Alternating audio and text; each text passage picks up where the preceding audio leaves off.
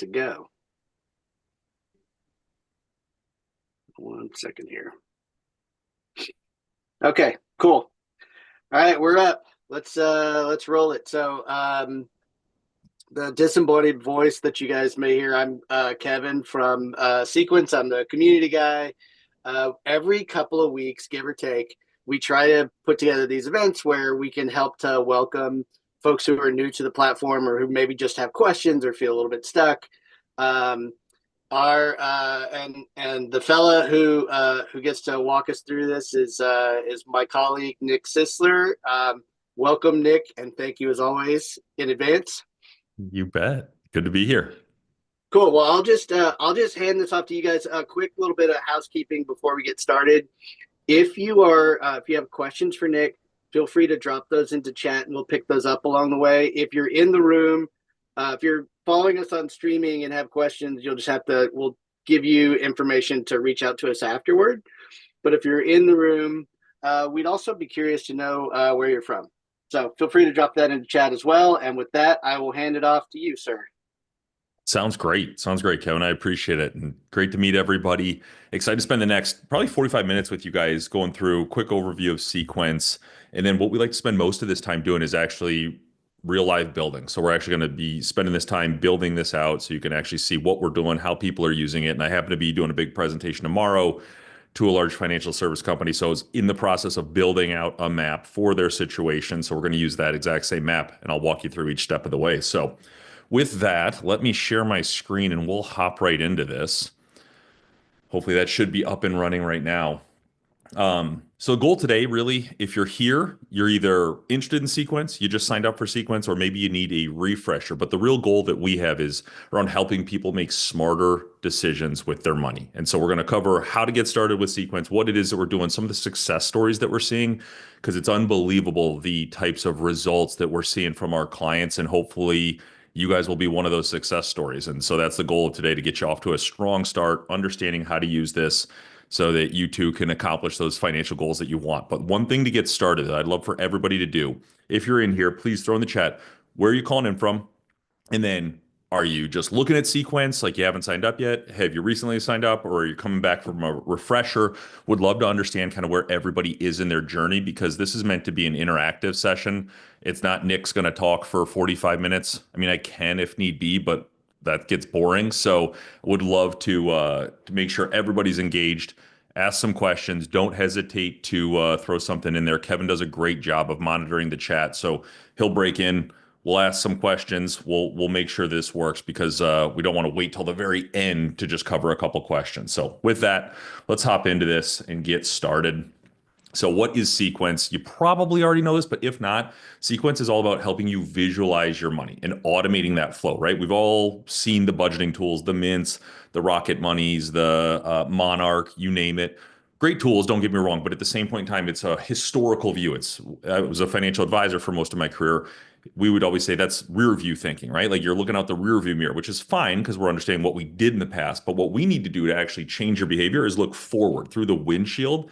And so that's what we're trying to help you do, is by automating the way that your money works so that you can actually accomplish those goals that you want. We're obviously able to help you set up the smart rules so that we can move this money effortlessly, and ultimately for the goal of building financial security for you, your family, and potentially for your business as well. So with that, wanted to show you kind of the three core ways that we see most people using Sequence. Don't get me wrong, there's a million different use cases and we see it every day, but it typically breaks down into three different buckets. We've got your basic money movement. So we've got tons of users who are coming here because they need help getting started with setting up their emergency fund, or they need to start saving for a down payment for a home. So there's a lot of ways that we can do some pretty basic money movements, but that make it easier for you than rather trying to save some money at the end of the month after all of your expenses are made, because we've all been in that kind of vicious cycle. It's always hard to stay on budget or to set money aside if we're not proactively doing it. The next way that we see people doing it, that middle example, is advanced budgeting. That's actually a picture of our household, my household, that we end up doing. So what we did was it created essentially like a waterfall type effect. So all of our income for my wife and I goes into one account, and then we start at the top and kind of cascade our money down.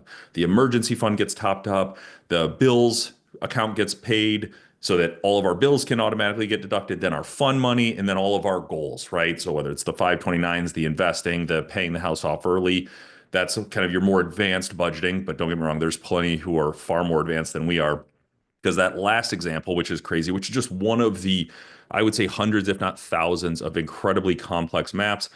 We have some people setting up accounts for even their pizza fund or their, I was going to say their Blockbuster rentals, but clearly it's a little dated, their Netflix account, all of these different things. So wherever you fall in this, it doesn't matter. We're going to kind of address all of these key pieces because the most important piece here is the results that we're seeing. And here's one of our users, Dave, who's been an unbelievable user. Just to show his example, in 7 months, he was able to pay off $41,000 in debt. Not only that, he was spending about an hour and a half every single week managing the finances, trying to make the payments work, moving money around. Saved it, eliminated that. So we're down to just a few minutes per week. And on top of paying off all that debt, he added an extra $1,000 of recurring savings every single month. So you start to think about how powerful that would be. Imagine 7 months from now, if you'd cut your debt in half and we're saving an extra $12,000 per year towards your financial goals. Another user, Dave, or excuse me, James, saved $5,000 in his first 2 months, 2 hours per week, automated an extra $2,000 per month. You're talking about $24,000 per year automatically invested that you otherwise wouldn't have. And the amount that can compound over the next 5, 10, 20 years, you're talking about an entirely different financial future if you can get this stuff set up. So, want to show you, like, we get these messages literally all day, every day. We just want to call it out. Our CEO Gilad calls them love letters. I think it's kind of, I don't know if cute or funny is the right way to term it, but we're seeing unbelievable examples from people across the financial spectrum, business owners, people just getting started out of college, you name it. We've seen it. So just want to show you, you're not alone. You are on this journey. The challenge of personal finance has always been a challenge, but now we're trying to help you take control of that once and for all.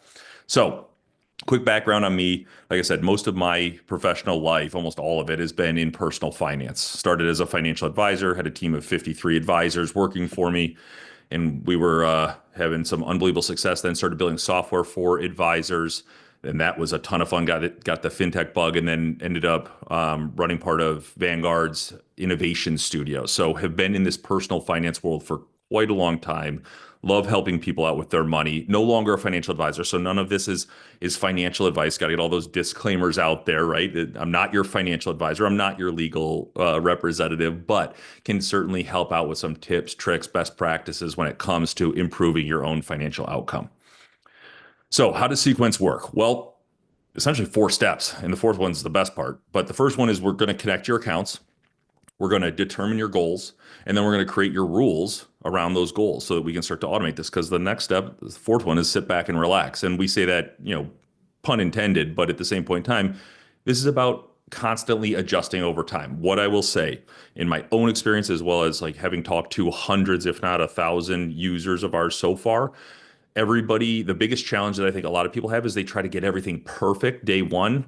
Don't worry about that. Like, this is meant to be built out incrementally. You're not going to solve all of your financial challenges in one day. What we're trying to do here is help you take incremental steps towards accomplishing the goal that you want. So whether it's starting savings for your emergency savings, or starting a down payment savings, or paying off debt, each of those things we can tackle one by one. We don't want you to get overwhelmed because I'm going to butcher the saying, but as some saying kind of goes, right? Perfection is the enemy of progress. That's what we're trying to focus on today and help you understand how this process works so that you can build out your own map and start to accomplish those goals that you've got. So what we're going to do is we're actually going to spend the rest of this time literally just building out a map. I'm working on one as we speak. I've done a little bit of the setup already, but I can show you from scratch as well so that you can see it. I'm building it in our playground, which is almost all of the exact same functionality that you've got. But either way, it'll start to give you some additional context as to what we're doing. But we're going to start out with a business owner so that we can see where the money's going, how he's setting this up. And then also in it, I've added in the family financial flow so that you can start to understand, maybe you're in a dual income household, maybe you're single income household, maybe you're a business owner, maybe you're not. We're going to try to cover all of those scenarios in one single example so that everybody can get a better understanding of what we're trying to accomplish. So while I set that up, Kevin, any questions so far, or anything that you would like to add in for the rest of the group? We don't have any questions that have bubbled up just yet, but again, just a quick reminder to you guys, if you do have them, just feel free to drop those into chat and we'll pick those up along the way. But yeah, Great. none so far. Okay, great. One other thing I would ask for those of you listening in, if you could, in the chat, send us what are you doing? Are you a business owner? Are you a W-2 employee? Are you starting a side gig? Are you all of the above? Want to try to get a feel for where everybody is in their, in their professional life so that we can make sure that everything we're talking about is as helpful as possible. We do have at least one business owner who's raised his Great. hand so far. So, Okay. Corey, thanks for that. I do want to just put in maybe some bird seed out for later. Yeah. Um, One of the things that I think will come up in particular, I feel like we always end up covering specific to business owners, are making sure that that names match. And so, anyway, that might be Oh, a little bit cart before the horse, but it's like we just see that bubbles up as problems so many times that that's a I wanted great to put it on call. your radar. And actually, I'm glad you said that now because what I'm going to do is I'm going to share my screen. I'm going to start out in a real sequence map. It's our staging account, but so that everybody can see kind of like how this builds out. And then I'm going to pivot over to our existing map so that I can show you how we would build this out. But I just want to give that kind of context ahead of time. Give me 2 seconds. I just have to do the MFA. Um, while we're doing this, give me 2 seconds. Um,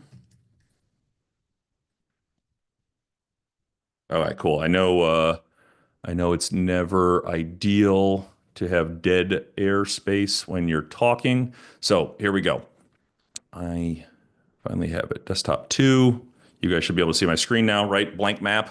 Everybody Yep, sees we can see a it. big white screen. Okay, cool. So here's what we've got. When you log in the first time, you're essentially going to see something like this, right? If everybody's already signed up, you've gone through what's called KYC and probably KYB for those of you that are a business owner.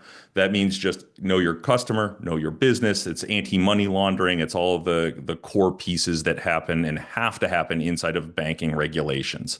As a result, what we're able to do is open up accounts for you instantly. And so when you get into your instance of Sequence, when you're logged in, you'll see this bar at the bottom here, and this is where we do all of our functionality. So you're going to click on new automations, and you've got a couple options. You can either, I would encourage everybody to start with a template because you can start to get an idea for how this works.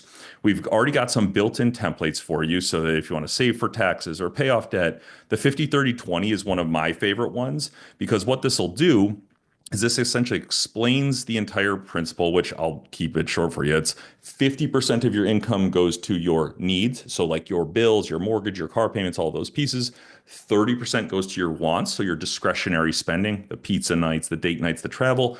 And then the remaining 20% goes to debts and savings. Really simple strategy, just an easy way to flow it out. But the nice part about this is it'll walk you through this process. It'll say, okay, let's connect an income source. And what's an income source? An income source is simply a checking account that we're able to instantly open for you that now becomes your main depository account. And the core here is one of the biggest challenges when it comes to managing your own finances is that for 90+% of people, they have their paychecks going directly into their checking account. The challenge there is that nobody's told you to do any differently, so you're not doing anything wrong. But the challenge is out of that one account, you're paying your car, you're paying your home, you're paying your rent, you're paying your insurances, you're also doing your travel, you're doing your discretionary spending, you're trying to save some money, you're doing your kids. So essentially, it's one pot of money that all of a sudden looks good at right after payday, but then just dwindles, dwindles, dwindles, and then it refills next payday and dwindles, dwindles, dwindles.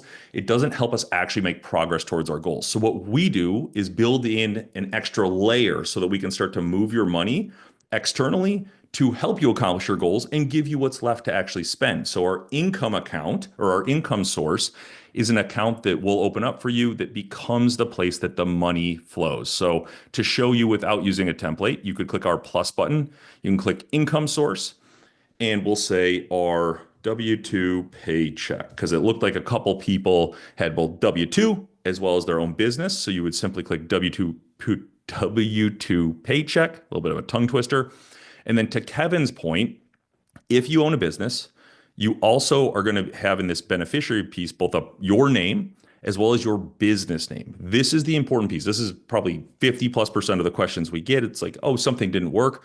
Well, it's because you picked the wrong beneficiary, which is really just an owner. Who is the owner of the account? Because if it's a business account, we need to select the business name. If it's a personal account, like if it's your W-2 paycheck, you need your personal name in there because that's how the bank's going to verify that this isn't fraud or money laundering, like that this is an actual account that ties to you. Going to click create income source. And just like that, you'll have a new account set up through Thread Bank, our partner bank, fully FDIC insured, based out of Nashville, Tennessee, with a routing number and account number. You're able to transfer money into it from your existing checking account. Or some of the more powerful pieces, you can use our salary deposit switch, which integrates with hundreds of different HR tools that allow us to essentially instantly turn your future paychecks to being deposited into this account. Or you can go old school, click the generate the PDF, and this will create the sheet that you can print out, sign, and hand to your HR team so that now this is going to be the account that your money flows into. So let me go back. Here we are. And so once we have that created, I'll show you one more create an income source for the business. If you are a dual income situation where you have a business and a regular paycheck, we could call this our business income. And in this case, I will select the business name, create an income source, and the same thing happens, right? Thread Bank, the beneficiary or owner is the enterprise. Same thing. We're good to go. So now we have those two accounts.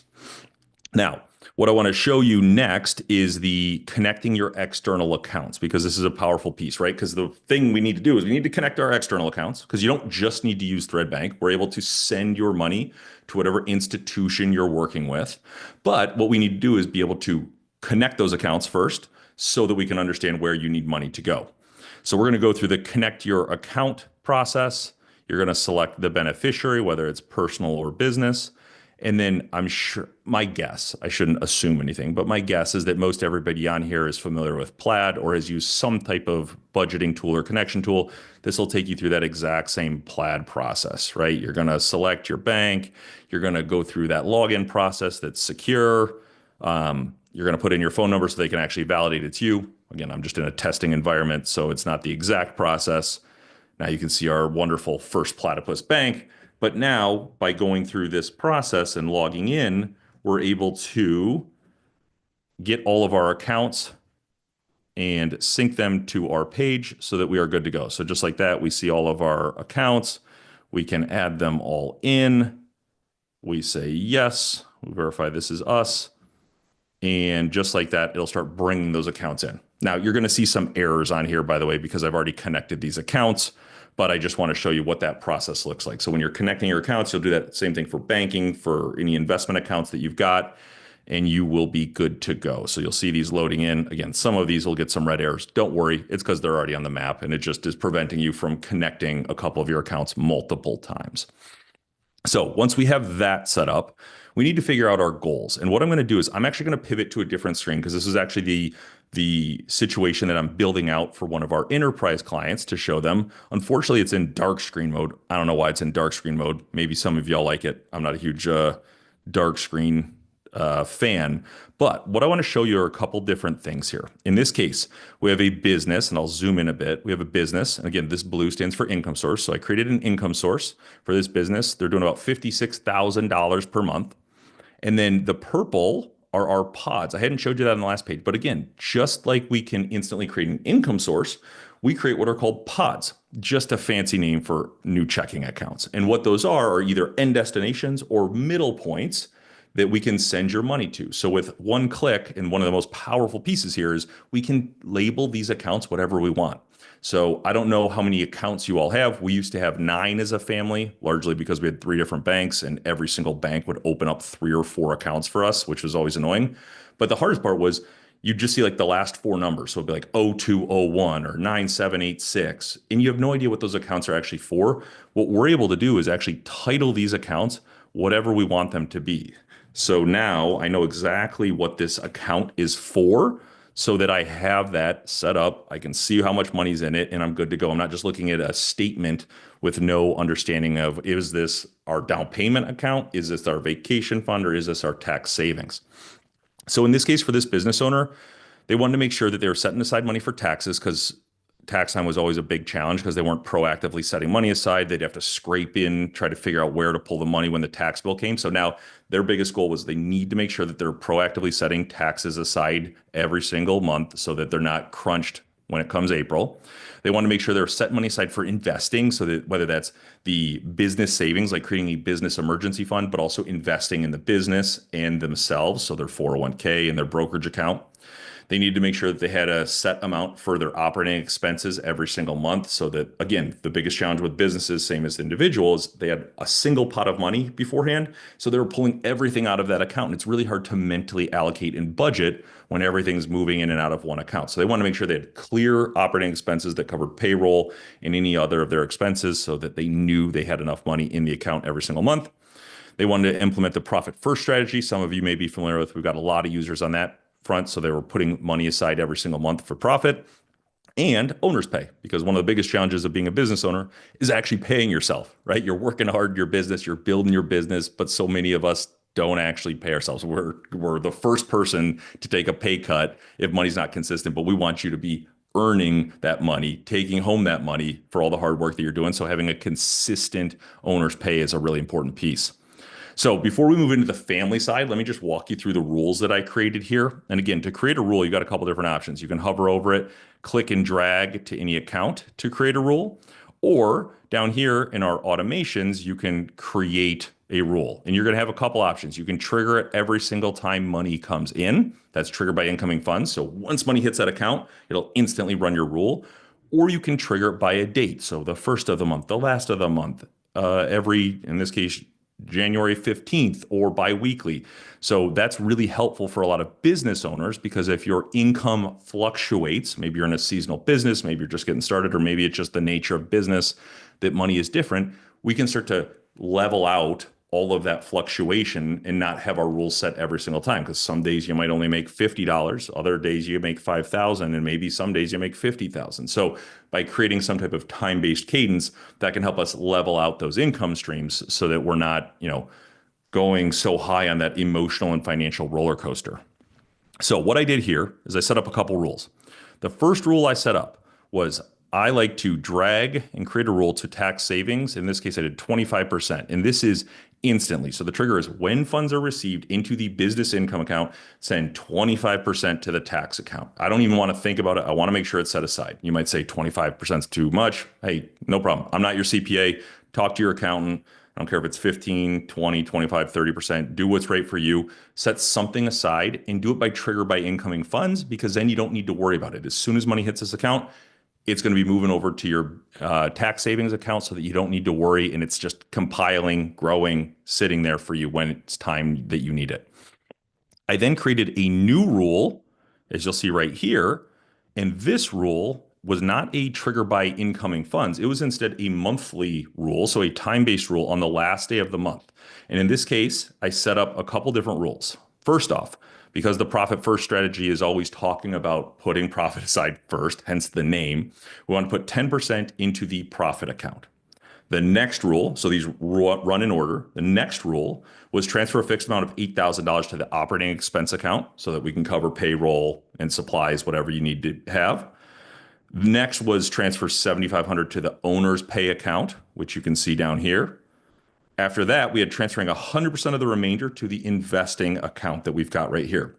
One of the best tools here, one of the reasons we see so much success with people, is that especially if you have a fluctuating income, or even if you're a W-2 employee, if we can start to understand how much we want to spend in each of our categories, whether it's discretionary spending, our needs, or our wants, what we can do is, if we can keep it in there, we can have everything else going into our investment account or our debt payoff account, so that we can start to eliminate that debt faster or save more money quicker. And that has such an unbelievable impact, because every single month in your typical setup, if you see $10,000 in your checking account, you're probably going to spend it. That's just human nature. But if we all of a sudden only have $8,000 in that checking account, we're probably going to spend that. And then that remaining $2,000 we can automatically be sending over to pay off debt, save more, save for expansion or growth in the business. So that's why we're seeing such an advantage of having a rule like this, where at the end of all of our rules for our needed spending and transfers, we're going to send 100% back to our investment account. So in this situation, it's got that money flowing. We've got 25% going to the tax savings. We've got operating expenses of $8,000. We've got profit. In this case, it's 5620 because that's 10% of the business income. And we've got our owner's pay of $7,500. Now, the next step I want to show you, I'll be building this out further, but I also did sync in a 401k for the business owner, a brokerage account, and their business savings, because the business savings is such a key piece. Like, you really need to make sure that you're setting money aside for your business for the rainy days. So the 401k in this case, let me show you what's flowing out of the investment account here. In this case, we have a triggers every single time money comes in, which is going to be once a month, right? Because we set up a last day of the month, the money's going to move. So every single time that happens, it hits the investment account. This rule will trigger. We have 20% going to the 401k. And I even added a limit of $23,500 for the year because that's the limit that you can contribute to it. So you have the ability to add these limits to any account that you want. So whether it's a Roth IRA, a SEP IRA, a 401k, or just your overall savings accounts, whatever it is, we can add limits, whether that's per year, per transfer, per week, or per month to help you, or in that case, I just deleted it. So I'll show you how to do it. 23,500, not per transfer, but per year. And that's per calendar year. So that helps us out from a tax perspective. Next up, I used our top-up rule. Top-up rule is a great one, especially for savings accounts or anything that you want to make sure is, I use it for our monthly expenses. What it means is it's going to say, okay, define how much money you want in this account, and we're going to top it up to that number. So in this case, they want to get to a balance of $100,000. Yep, $100,000.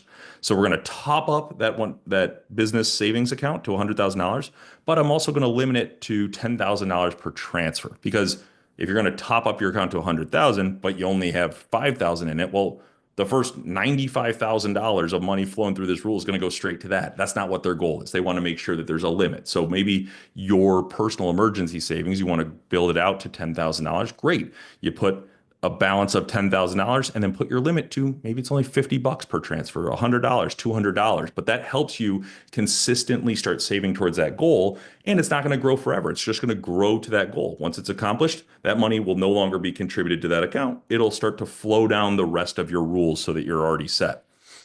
And in this case, we have 100% of the remaining money going to the brokerage account so they can continue investing and then growing their account. So I'm going to pause for a second. Kevin, any comments that you want to add or things that you don't think we have discussed here? Well, so we have had some questions that have come in while you've been chatting, but Tara has picked some of these up, but I want to make sure that we cover them out loud because the folks who are following along through streaming won't see any of them. So you bet.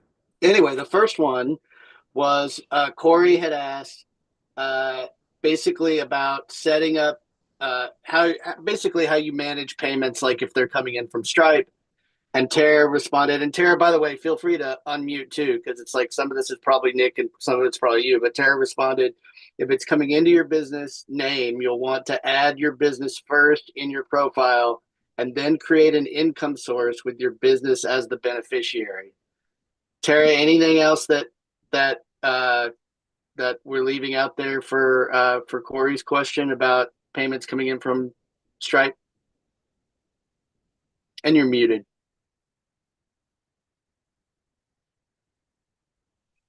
Well, we're waiting for her. Okay. Yeah. It's cool. Let me pick up the other one. Yeah. She did respond. I mean, obviously she did respond in mine. So, and then Trevor had a question, and basically it was about beneficiaries. He says, sure. So when it comes to beneficiaries, how do you edit a beneficiary? Second, my significant other is co-owner on the Sequence account, but she doesn't show up as her individual self to be a sole beneficiary on any accounts. It has both of us. So anyway, it sounds like there's a little bit of intermingling, and maybe that's a little bit complex, but Tara responded, you can't edit a beneficiary once you've created a pod or an income source account. So that's important to note. Secondly, the easy thing is you can just delete that pod or just leave it for future use. And then actually, I shouldn't interrupt you. Let's see what Tara said, because I think we're on the same page with what you do. Yeah, she just said, first you can't, and so that's actually good advice about deleting it and restarting if you need to, or reconnecting. She did ask a follow up about if she had logged in with her login.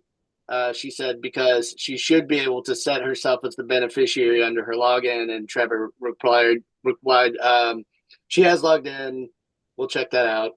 And so anyway, basically, it sounds like they're untangling it a little bit. Yeah. Anyway, I think maybe a good time to just briefly touch again on like the regulatory thing and the idea that like all of this stuff has to like really it sounds like most of the time the government or banks or Sequence, we just want to make sure that everybody is who they say they are, that things line up exactly. And so you have to be pretty deliberate when these things get set up. And sometimes that means you have to tinker a little bit. So anyway, I will pipe down and then give you back the floor. Yeah, yeah. I mean, you're spot on, and I realize it can cause some user frustration if you're trying to change a beneficiary. But the real thing, the important thing to remember is that this is banking regulations, right? And when you're taking a look at somebody opening an account and then transferring the ownership of that account to somebody else who might not be validated, all of a sudden you can come into some serious issues when it comes to money laundering, because that's what honestly a lot of criminals would want to do. So they put a kibosh on that, a stop on the ability for us to, or not us, like in banking regulations, that's where it becomes a real big problem that you can't be changing some of that stuff. So simple fix is I would just, because I had the exact same situation when I was building out our own first map, right? You're learning, you're trying to adapt. We didn't have any of the video content when I was first learning, so that's why we keep trying to make it. So when you guys have these questions, please let us know. Keep pumping them in the chat because that informs the content in the videos that we need to record to answer the most common questions. So don't stop them from coming. The thing to remember is that you want to be able to, when you create an account, usually it's going to default to whoever's logging in. I think in your beneficiary, it's been a while since I've created a new pod, but I believe I could either create an individual account for myself or a joint account for my wife and I could be wrong, but double check it. It's just been probably 6 months since I built our map, and I haven't needed to build any new pods. And then my wife would have to log in if she wanted to create an individual account on her side. So there was that piece. Trying to think of the other piece. Oh, the first question you had, I'm sharing my screen now on the Stripe thing. So if you create your income source and you're getting money from Stripe, from Cash App, from you name it, Venmo, what you can do is you sync those accounts. I just labeled the Stripe, full disclosure, this is a fake Capital One savings account, but we don't have a Stripe one in this default.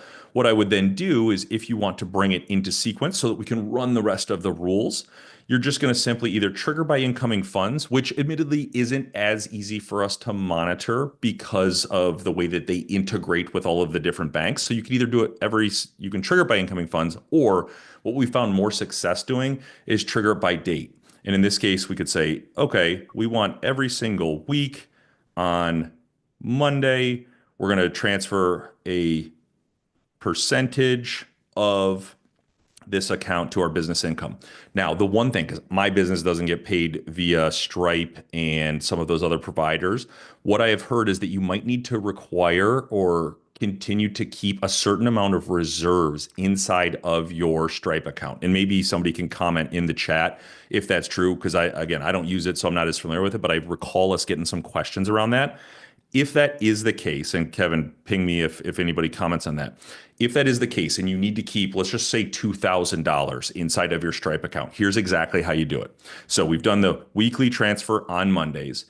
Instead of transferring a fixed amount or transfer percentage, what we're going to do is we're going to round down Stripe. What does that mean? Well, this action transfers any amount above the $100 level to the business income. So if this case, if we needed to keep $2,000 in our Stripe account, I simply click round down Stripe, the balance of $2,000 to business income, save.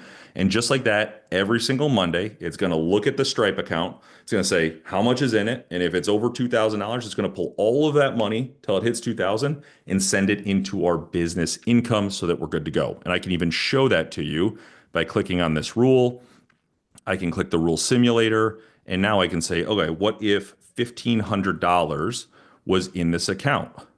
Well, in that case, it's thinking, oh, 0% would have been transferred. The source target balance reached, round down, was not there. So now let's take a look. If it was thousand. Actually, let me do a different number. $3,000. We'll run that simulation. Great. Well, then all of a sudden that 840 is going to be moving over. Oh, you know what? I have so many additional conditions in this one. Sorry, my fault. So that that's a lot. Let's double check. Yeah. Okay. Because the taxes, I'm taking taxes out on some of the other connected stuff that I've got up here. Okay. Sorry.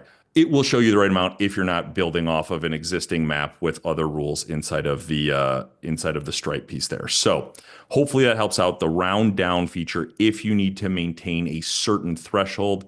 Oh, you know what? Never mind. It's because there was $200 in there already, and we were adding money on top of it. Sorry, I had to try to think of why that was giving us a different number than what I expected. So I forgot there's already 200 in there. So that's the process there. I know we only have 10 minutes left, so maybe I'll use the remainder of this time to just show the building of the family budget. And this will be a pretty simple budget just to give everybody an idea. What I'm Hey going to Nick, do. before you jump in, forgive me for stepping on you, but No, that's before you fine. jump in, I wanted to make sure that we got that I shared Corey's comment. Sure. He was just talking about like, and this is I think pretty something that's could be potentially really helpful for people who are trying to figure out how to connect accounts in sequence, but they don't initially see it in the drop down. So he was saying when Okay. he was going to connect Stripe to add his Thread bank account, he didn't see it listed as an option to make the connection to the Thread income source account. And so Tara asked, did you search for sequence? And I think that's really the takeaway is like, if you don't see it in the drop down, you're trying to connect, you can run a search for sequence, and sometimes that will surface Hmm. the your ability to connect. She said, I think a lot of people also just use the routing and account number for their income source account. So just as an FYI. And then in response to about the reserve, she said, you'll basically want to make sure that you don't transfer 100% of your income funds out of Stripe, uh, your Stripe income source. So anyway, Tara, if we're leaving anything out there, just drop it into chat and we'll pick it up. But anyway, great question, Corey, and totally makes sense. Yeah, and Tara's last point there is exactly what we're showing with that round down. You're right. There is some threshold. I don't know if it's based on how much money you actually have coming into your Stripe account that they want some kind of like 2 months worth of, you're rolling 60 days average spend so that they can obviously bill back in case of a return. But yeah, that round down feature will be by far the most valuable tool in that case so that you're not liquidating that account every single time money comes in and, making Stripe unhappy. And then, yeah, the searching for not thread bank, but for sequence whenever you're trying to sync it to something else. I did that exact same thing when I was setting up my external transfers and syncs. So, yep, look for sequence when it comes to that. Um, Thank you, Kevin. Okay, so here we were.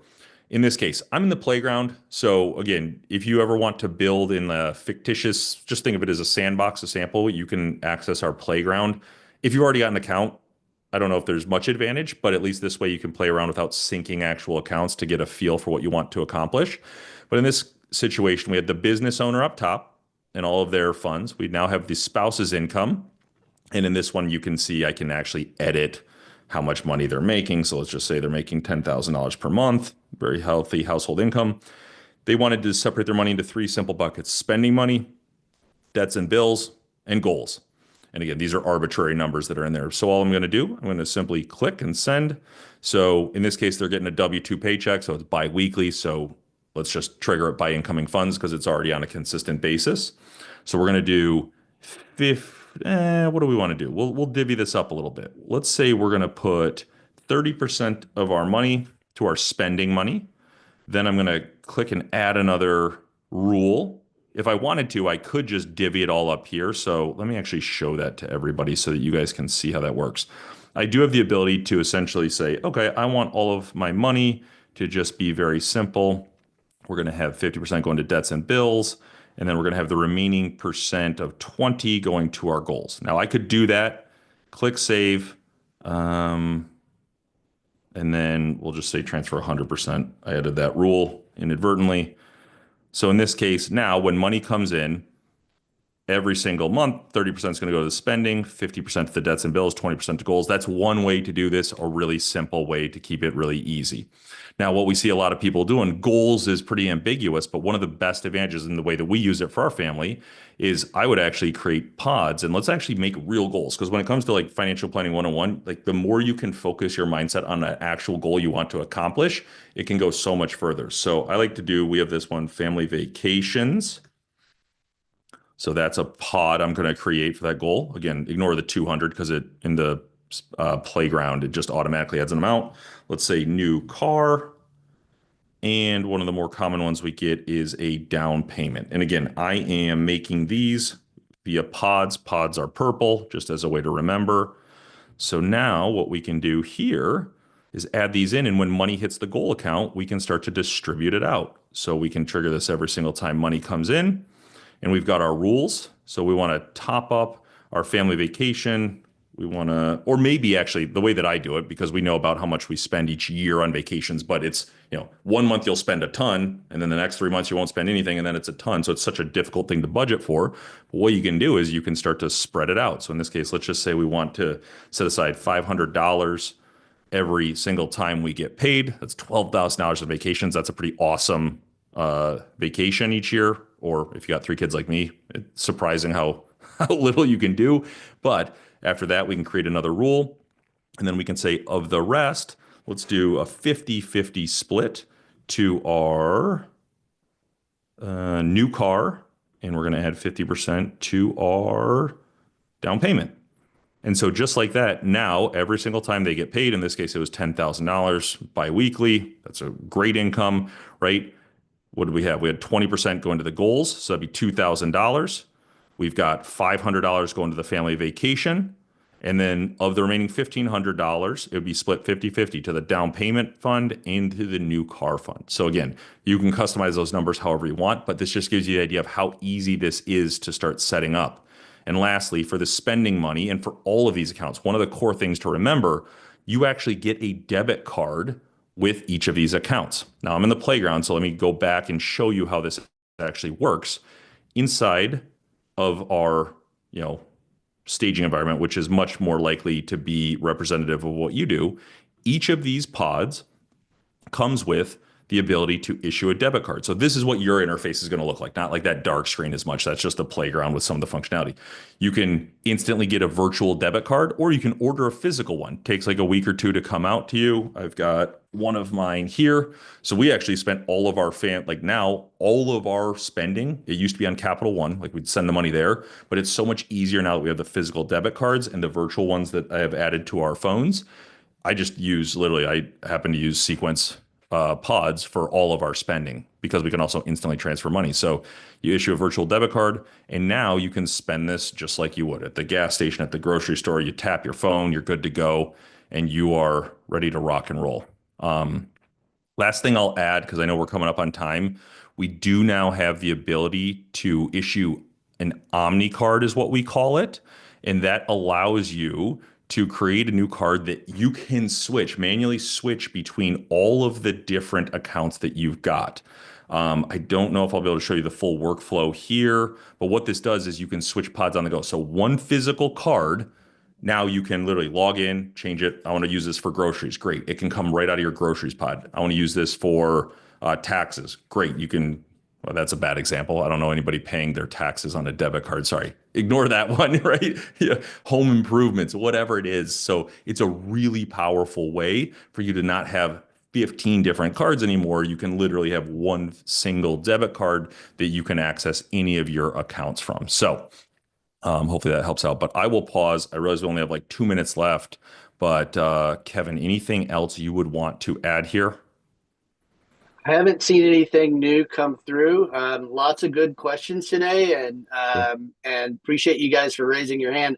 I guess maybe a couple of quick things I'll throw in. One is for anybody who's in the room with us, I'm going to drop a link to the Discord community in there. There are a lot of smart people in there, so if you have additional questions or you're trying to figure out a wrinkle or a scenario, that's one great way to do it.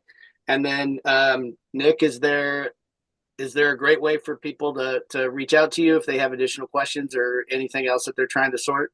No, the best way would be to reaching out to support at getsequence.io. So if you have any technical questions, sign up, get support, get started. The biggest thing that we see, the biggest determinant of success is just getting started with a basic action, right? Set up your emergency fund.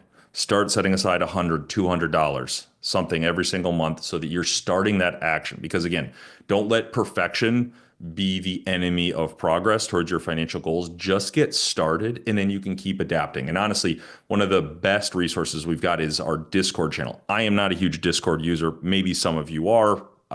It's not the place that I ever hang out, but we do have thousands of people incredibly engaged sharing their maps, their success stories, tips and tricks, answering questions if you're struggling to get started, all of those different pieces. And it's a great spot for you guys to be able to send us comments or questions or content ideas. Like if there's something that you're struggling with and enough people are struggling with it, would love to create a video because the more we can help educate and teach people about it, the better we are. Absolutely. Well, thanks a million as always. And thank you for everybody who sat in with us today. I hope this is really helpful. We throw it like Nick's such a whiz at this, but it's a lot of information to take in 45 minutes. So if you have questions or need help, just reach out at any time. Let us know how we can help you. That's what we're here for. Wonderful. Wonderful. Awesome. Well, Cool. thank you, everybody. We'll give you your day back. Nick, thank you as always for rocking the mic. And I hope everybody has a great oh yeah. Connor's suggesting that that you guys should check out the Get Sequence YouTube channel, which Nick is all over, and I agree. So Thanks, Connor. Yeah. all right, guys. Have a great rest of your day. All right. See y'all.